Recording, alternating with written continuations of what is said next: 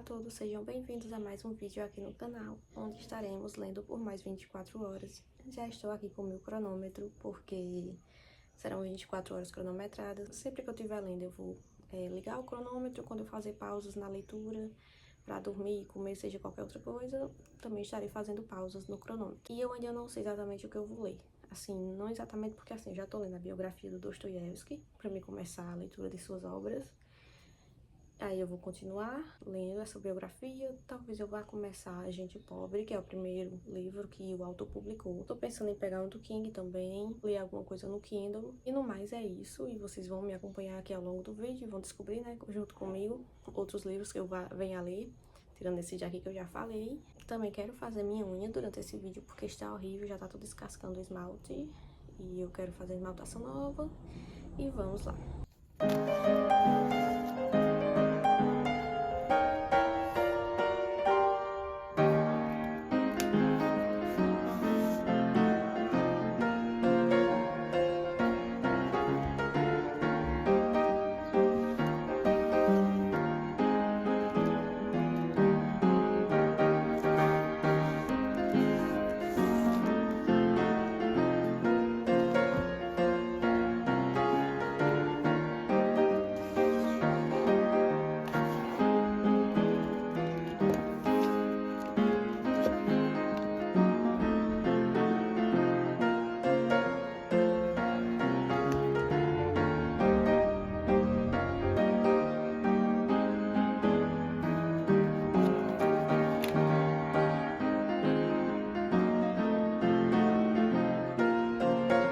Eu já estava esquecendo que eu comecei a leitura de A Vontade de Muitos, e eu já li toda a primeira parte desse livro no vlog anterior a este, e daí eu vou continuar lendo ele também.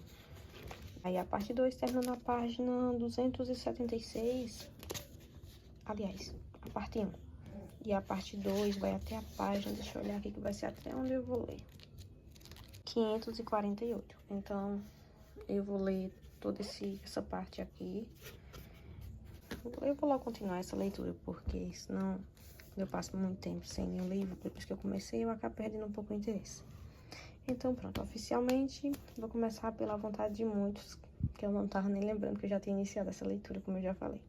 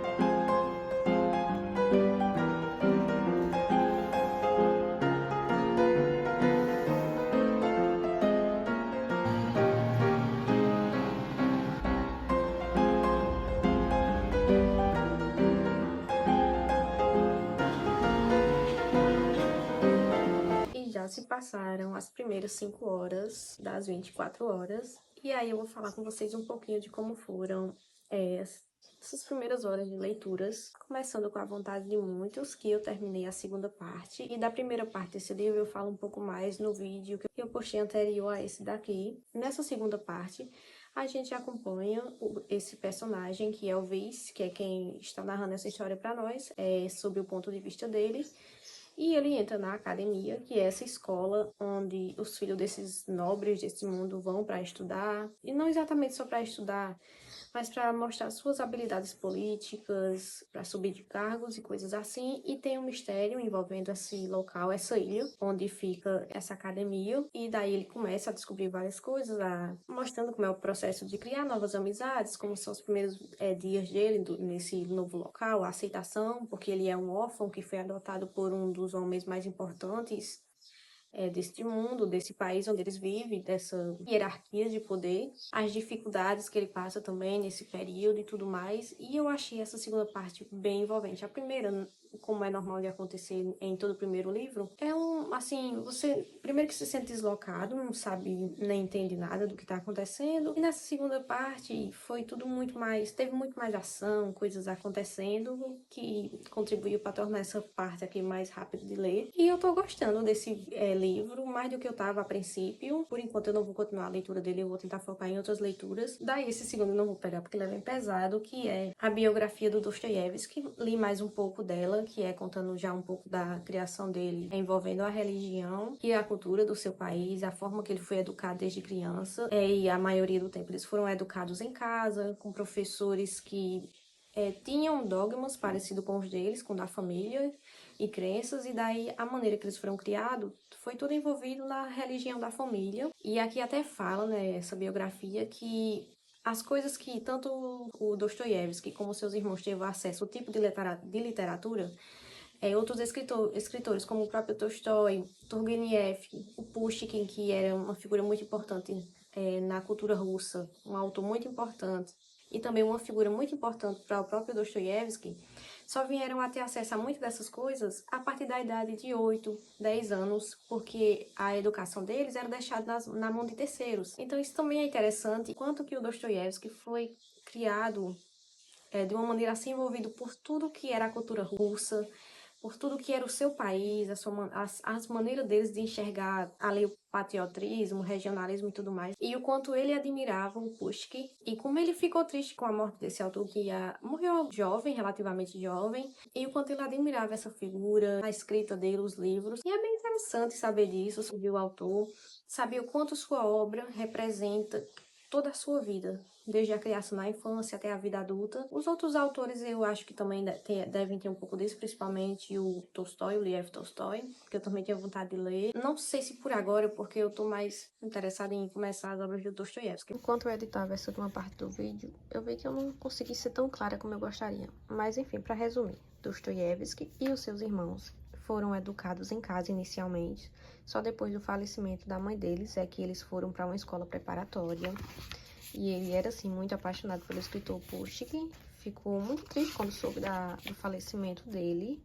E essa parte aqui, ó, mostra bem o quanto que ele gostava do autor, que diz assim: ao saber da morte de Pushkin, em fevereiro de 1837, Dostoiévski disse à família que se já não estivesse vestido de luto por sua mãe, desejaria fazê-lo por Pushkin. Até aqui, que esse colega dele, Grigorovich, que mais tarde se tornou romancista, foi colega do Dostoiévski na Academia de Engenharia Militar. Ele se recorda de ter ficado impressionado, não só com o conhecimento profundo que Dostoiévski tinha das obras, mas também pelo fato de só ele, entre todos os outros alunos, ter ficado abalado com a morte do autor, no caso do Pushkin.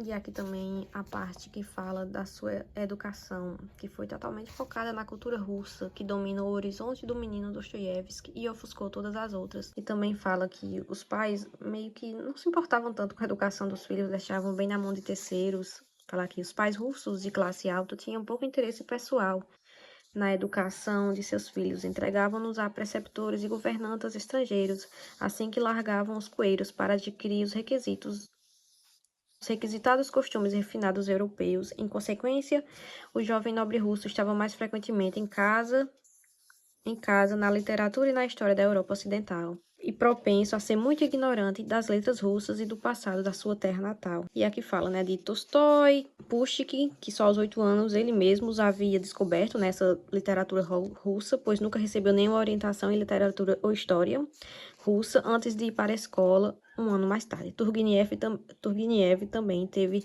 preceptores franceses e alemães mas só aprendeu a ler e escrever em russo com o servo criado pessoal de seu pai. Foi com a idade de 8 anos após invadir uma sala que continha uma biblioteca abandonada ao mofo que o primeiro livro russo que leu, que aqui diz o nome dele, chegou em suas mãos, ao contrário de Dostoiévski, que foi ensinado desde pequeno a identificar-se emocionalmente com a Rússia e seu passado. E outra parte que eu esqueci de mencionar é que, assim, ele era uma pessoa que mostra muito emocional, ele sentia demais as coisas. E diz que sua obra reflete bem isso, o quanto que ele absorvia os sentimentos, as coisas que ele estava sentindo e os acontecimentos ao seu redor, o que tornava ele um homem extremamente sentimental, extremamente, sei lá, fissurado com algumas coisas. Eu vou continuar aqui a leitura dessa biografia, agora na parte de Academia e Engenharia Militar, que foi a escola preparatória que o Dostoiévski entrou com seu irmão Mikhail, se eu não estou enganada, acho que só foi eles dois. Aqui, inclusive, tem essa imagem. E, assim, essa biografia, a leitura está demorando mais por ser já uma biografia. Eu estou lendo de uma forma mais devagar. Às vezes eu volto para ler o mesmo parágrafo mais de uma vez para mim ter um melhor entendimento. Então, essa parte está demorando mais. Depois eu vou pegar e ler mais um pouquinho do mangá Mushishi e começar a leitura do Jogo do Assassino. Tomei um cafezinho para não dar sono durante a tarde. Se passaram alguns minutos, agora está perto de completar as primeiras 6 horas da maratona. E eu terminei outra parte aqui da biografia do Dostoiévski, que é a parte de quando ele estava na Academia de Engenharia Militar. Tem fotos aqui, imagens. E essa primeira imagem aqui é de uma coisa que marcou muito o Dostoiévski. E aqui é a foto da academia. E aí, o que foi essa coisa que marcou muito o Dostoiévski, que foi ele ver um camponês sofrer uma agressão.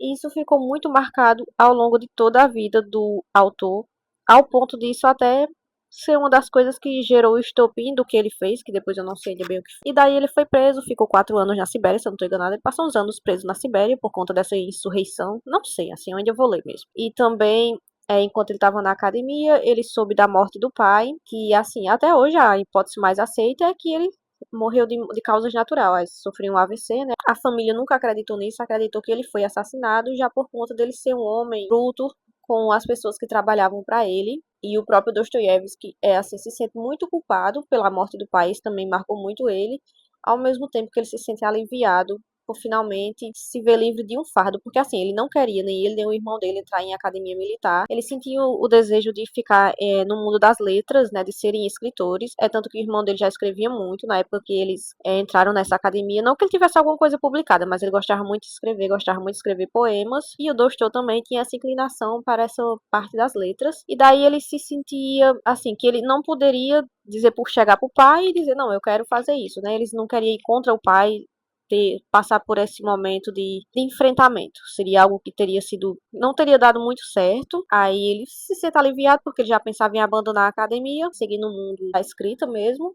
E depois que o pai dele faleceu, ele se sente finalmente aliviado por poder fazer isso, ao mesmo tempo que muito culpado. E esse homem foi até estudado pelo próprio Freud, escreveu sobre ele, porque também aqui onde fala que quando ele soube da morte do pai, ele sofreu um ataque epiléptico, e esses ataques seguiriam ele por toda a sua vida, e também a forma que ele absorvia as coisas, como eu já falei do mundo, assim, ele era um homem sensível, ele absorvia muitas coisas que aconteciam ao seu redor, coisas até que não tinham nada a ver com ele, mas que o atingiam de uma maneira brutal. É uma figura e tanto esse Dostoiévski. Aí agora eu vou seguir com a leitura de Mushishi, ler mais uma ou duas histórias das que estão aqui. Depois vou pegar o Jogo do Assassino, como eu já falei pra vocês. Que assim, eu tô gostando muito da leitura da biografia, mas assim, ela demanda da gente um pouquinho, ela requer atenção. Aí eu li essa parte da academia, eu tô esperando meu cérebro absorver bem as informações. Aí vou com uma leiturinha mais leve, depois volto de novo pra essa biografia. Aí o Pushkin, gente, ele morreu bem novo mesmo, ele tinha 37 anos. E a causa da morte dele foi ele participar de um duelo onde ele saiu ferido desse duelo, porque parece que tinha-se a suspeita que ele estava tendo um caso com a esposa desse cara, e aí chamou ele para um duelo, ele foi atingido durante esse duelo, e passou 2 dias sofrendo e morreu depois de 2 dias, que até nessa ida para a academia, o Dostoiévski fala que tem que ele e o irmão dele vão lá visitar o local onde aconteceu esse duelo e a casa onde ele passou os 2 dias antes de falecer. Bem jovem, é uma pena, mas é isso.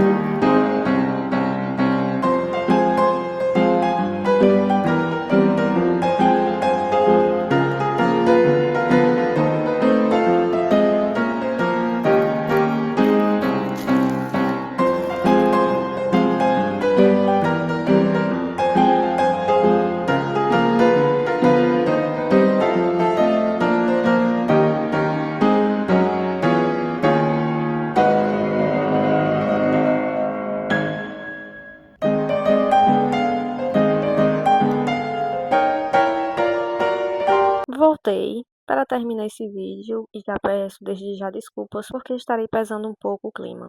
Eu completei 19 horas de leituras, só que esse vlog já está parado, sem que eu faça atualizações dele, faz bastante tempo, já mais de uma semana. Não tem uma boa maneira de dizer isso, mas aconteceu um acidente com uma pessoa da minha família, mais especificamente com o meu irmão, e desde então isso nos abalou muito, mas assim, agora tá tudo bem, não está exatamente tudo bem, mas está ficando tudo bem. Eu acho que o que mais pesa é assim, é a impunidade. Quem mora no Brasil de uma forma geral já conhece essa sensação, e eu acho que mais ainda quem mora em cidades do interior, a gente sabe que vai ficar por isso mesmo, nada vai ser resolvido. Mas seja como for, isso mexeu com todo mundo, obviamente. É uma coisa que tá vindo tudo bem e de repente uma coisa acontece que desestabiliza todo mundo. E então, desde então, assim, eu não tenho tido ânimo para ler muito nada, né? O que é até natural. Eu até pensei em não postar esse vídeo, não, assim, não dar uma conclusão pra ele, mas à medida que eu fui olhando, assim, ele esses dias, mais especificamente de ontem pra cá, eu vi que eu tava gostando do resultado, ele tava ficando legal, e eu achei que valia a pena, apesar de tudo, terminar ele, ainda que não trazendo notícias tão legais, e eu acho que já por conta do estresse de tudo, minha garganta inflamou, estou sentindo ainda a garganta. Então, vamos terminar esse vídeo da melhor forma possível, e no próximo, que eu pretendo fazer mais livros lendo por 24 horas, mais livros não, mais vídeos lendo por 24 horas, que eu acho muito legal. Mas para esse eu não tenho mais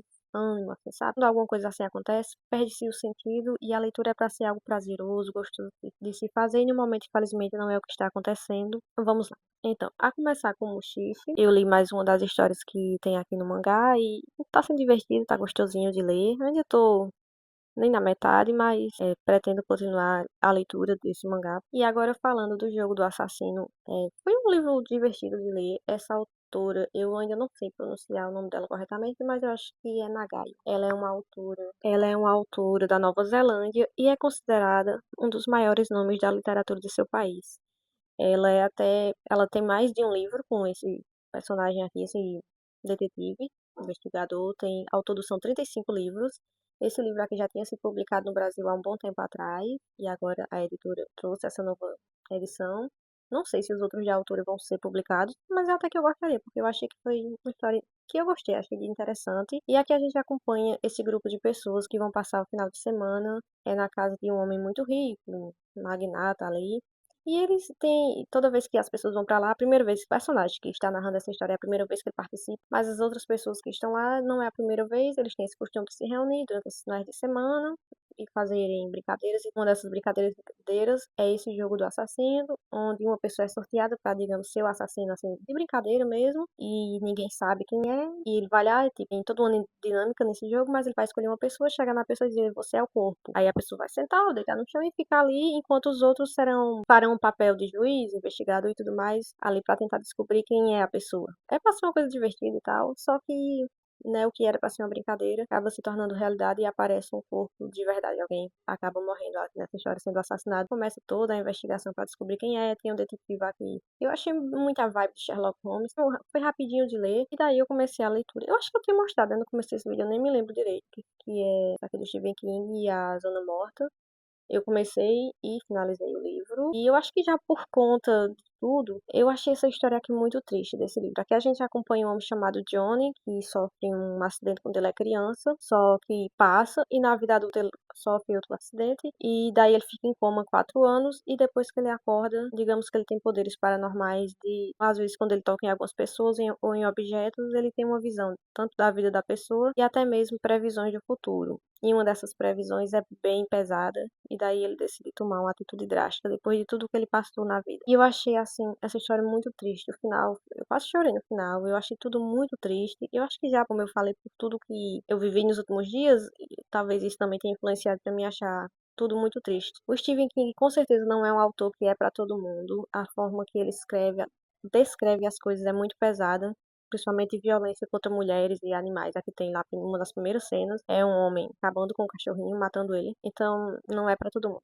Com certeza não é um autor pra todo mundo. Tem horas que eu acho que eu nem sei se eu, sei lá, assim, eu gosto dos livros dele, mas ao mesmo tempo eles, digamos que eu ainda não tenho um repertório adequado pra dizer tudo o que eu penso, pelo pouco que eu li do autor, e nem acho também que eu talvez eu fosse interpretada por quem gosta muito dele ou pelas outras pessoas da maneira que eu gostaria. Mas eu percebi algumas coisas na forma dele escrever, muitas coisas que não é que, assim, me incomodam, mas ao mesmo tempo eu não sei ainda, né? Não vou falar porque realmente eu não sei dizer muito. Foi isso, gente, que eu li durante essas 19 horas. Eu gostei muito da dinâmica das leituras, assim, tava gostando. E como vocês podem ver aqui, tô num cenário um pouquinho diferente, um ângulo diferente, não exatamente o cenário, mas um ângulo.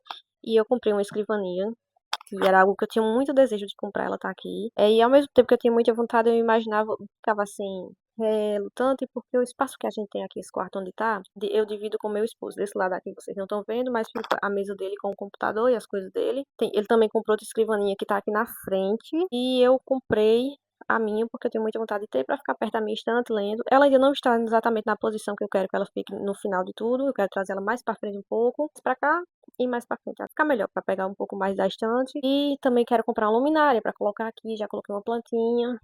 Aqui a plantinha. É comprar uma luminária e outras coisinhas para ir organizando. Tem uma gavetinha aqui, umas coisinhas para organizar. E vocês vão acompanhar, né? À medida que eu for melhorando todo aqui o ambiente. A cadeira que eu tô é uma cadeira ainda de plástico também. Futuramente eu tenho vontade de comprar uma melhor, mas só bem futuramente porque assim, tudo é gasto, né? E quando a gente não tem muito de eu tirar, a gente tem que fazer as coisas com calma e uma coisinha de cada vez. Fora que tem muitos livros antes que eu quero comprar esse ano. Apesar que eu já comprei bastante na Semana do Consumidor. E foi isso, gente. Acho que talvez eu já tenha saído um pouco do tema do vídeo, não sei, peço desculpas. Finalizar o vídeo por aqui. Muito obrigada a você que chegou até aqui. E eu espero te encontrar no próximo vídeo em um clima melhor, mais agradável. E numa próxima maratona de 24 horas, onde eu consiga chegar até o final. Porque eu tava gostando muito. Eu sempre gosto muito de assistir esse tipo de vídeo. Tô gostando muito de gravar eles. Esse é o segundo aqui do canal. E eu espero fazer muito mais.